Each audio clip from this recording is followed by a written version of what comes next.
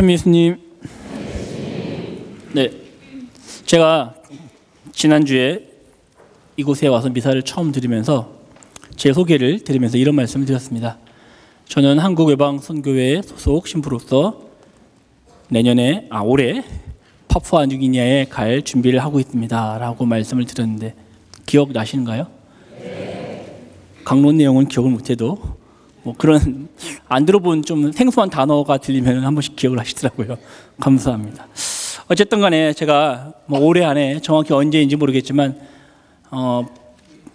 부활절 이후에 한국에 갔다가 아마 비자가 나오면은 바로 선교지인 파푸아뉴기니로 가게 될 텐데, 사실은 제가 지금으로부터 약 5년 전에 신학생 대학원 1학년을 마치고 대학원 2학년이 되기 전에 1년 동안 해외 선교 프로그램 실습차 약 1년 동안 그 파푸아뉴기니아에 다녀왔습니다. 그리고 그곳에서 머무는 동안 주일과 평일 미사 강론은 물론 봉소 방문과 그리고 복사단 아이들과 또 레지오 혹은 꾸리아에 들어가서 훈화도 주고 그런 등의 다양한 선교 실습을 통해서 미래에 한 명의 선교사가 되었을 때에 나는 어떻게 선교사로서 어떻게 살아야 할지에 대해서 진지하게 고민을 해볼 수 있는 시간을 잠시 가질 수 있었습니다. 그렇게 이런저런 실습을 하면서 제가 파푸아뉴기니아에 머문 지 10달이 되던 10월의 어느 날이었습니다. 그날은 1년에 한 번 있는 그 사제단 연피정이 있었습니다. 파푸아뉴기니뿐만이 아니라 한국, 그리고 모잠비크나 홍콩이나 중국, 아니면 캄보디아 등 멕시코 등에 지금 살고 계신 신부님들이 그 공동체를 이루고 계시는데 1년에 한 번씩 모이셔서 연피정을 하십니다. 그때 연피정 차원에서 신부님들이 다른 지방으로 잠시 떠나셨기 때문에 저도 제가 당시 머물고 있던 본당에서 나와서 그 타운에 있는 저희 외방선교회 그 마당, 제가 살고 있는 곳이 마당 지부였습니다. 마당 대교구인데 거기 마당 지부에 있는 집 건물을 돌보고 있었습니다. 그런데 위에서 제가 잠시 말씀드렸듯이 당시의 시점이 1년의 선교 실습을 마무리하던 그런 상황이라서 저 자신도 좀 피정을 해야 되겠다라는 생각이 들었습니다. 그래서 지난 10달 동안 살면서 파푸아뉴기니에서 써온 저의 일기장과 그리고 그날 매일의 복음 말씀을 중심으로 제 자신을 이렇게 되돌아보는 피정의 시간을 가졌습니다. 피정을 시작한 첫날 경당에서 오전에 기도를 마친 후에 잠시 휴식을 취하기 위해 경당 밖으로 나왔는데 그때 경당 집 마당에 있던 그 잡초들이 저의 눈에 들어오기 시작했습니다. 집이 이 성당 지금 이 규모 정도라고 생각하시면 될 겁니다. 아마 건물이 하나 있고 집 건물이고 다 마당인데 얼마나 많은 잡초와 풀들이 있었겠습니까? 그리고 그때 또 한참 우기 때려가지고 비가 많이 오는 바람에 풀을 뽑고 고개를 뒤돌아서면 다시 풀이 자라있고 그렇게 풀이 좀 빨리 자라고 있던 상황이었습니다. 그래서 몸도 좀 풀 겸 해서 잡초를 뽑기 시작했습니다. 하지만 잠시 몸을 풀기 위해 시작한 그 잡초 뽑기는 시간이 가도 그칠 줄을 몰랐습니다. 오히려 시간이 지나면 지날수록 처음에 제 눈에 들어오지 않았던 그런 잡초들이 제 눈에 들어오기 시작하자 좀 당황스러운 느낌밖에 들지 않았습니다. 특별히 다양한 그 종류의 잡초들이 그 잔디들 사이사이에 나 있는 바람에 제가 마치 무슨 강아지도 아닌데 2-3시간 동안 네 발로 엉금엉금 다니면서 그 제 눈에 들어오는 그 잡초들을 뽑으면서 이렇게 시간을 좀 보냈는데 무더운 날씨에 그 잡초를 뽑는다는 것이 그렇게 쉬운 일만은 아니었습니다. 그렇게 1시간 이상 풀을 뽑다가 잠시 목을 축일 겸 해서 물을 한 잔 마시고 또다시 1시간 또 혹은 2시간씩 계속 잡초를 뽑았습니다.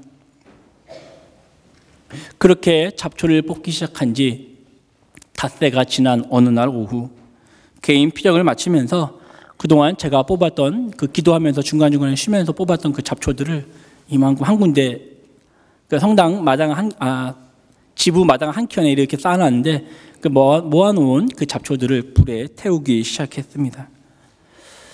그런데 그 불에 타들어가던 그 잡초들을 바라보던 중에 문득 제 자신에게 다음과 같은 질문을 던졌습니다.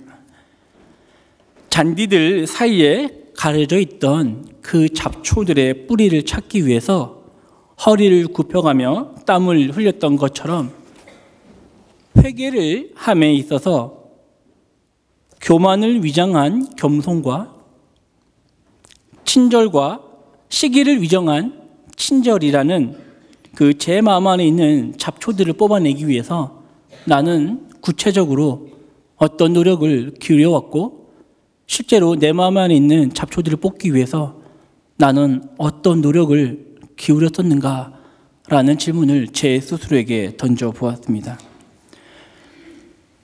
즉 진정한 회개를 통해서 주님께 구원받을 수 있다는 사실을 이미 머리로는 잘 알고 있었지만 세례를 받은 이후에 회개를 함에 있어서 회개가 아닌 어쩌면 하느님께 용서를 청하는 것이 아니라 하느님께 이런저런 핑계를 대면서 당시에 이래서 제가 이렇게 죄를 지을 수밖에 없었습니다. 이해해 주세요라면서 제 자신을 합리화한 것은 아닌가라는 그런 과거의 저의 모습을 좀 묵상할 수가 있었습니다. 그리고 이런 좀 저의 부끄러운 모습을, 과거의 모습을 성찰하던 중에 죄책감과 답답함이라는 그런 감정이 제 마음에 남아있음을 느낄 수 있었습니다. 그러나 방금 제가 말씀드린 이런 저의 부끄러운 고백은 아마 비단 저만의 경험은 아닐 것이라고 생각합니다. 특별히 세례를 받은 한 명의 신앙인으로서 내가 지은 죄들을 잘 회개해야 주님께 구원을 받을 수 있다는 사실을 우리 모두는 머리로 잘 알고 있지만 수치와 부끄러움이라는 그런 단어로 매번 우리들 자신을 하느님에게 합리화하려고 하는 모습을, 그런 경험들을 이미 한 번쯤은 해보셨을 것이기 때문입니다. 하지만 오늘 일독서에서 만난 예언자 요나의 설교를 들은 후에 곧바로 단식을 선포하고 자르옷을 걸쳐 입은 니네베 사람들처럼 입과 머리가 아닌 몸과 마음으로 회개를 실천하기 위해서 노력한다면 나를 따라라 하신 주님의 목소리를 들은 후 주님을 따랐던 시몬과 안드레아 그리고 야고보와 요한과 같이 우리들 역시 우리들의 모든 것을 주님께 내어 맡기고 따를 수 있을 것이라고 믿습니다.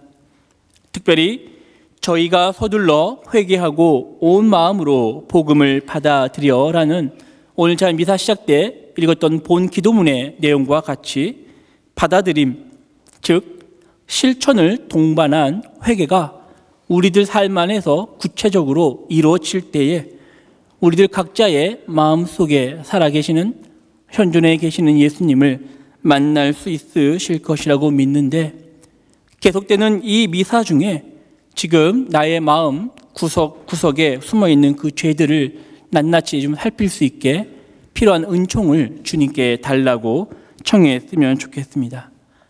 왜냐하면 프란치스코 교황님의 말씀처럼 주님께서 우리를 용서하시도록, 또 그분께서 우리와 함께 하시도록 우리를 내어드리는 것은 우리들의 몫이기 때문입니다. 아멘.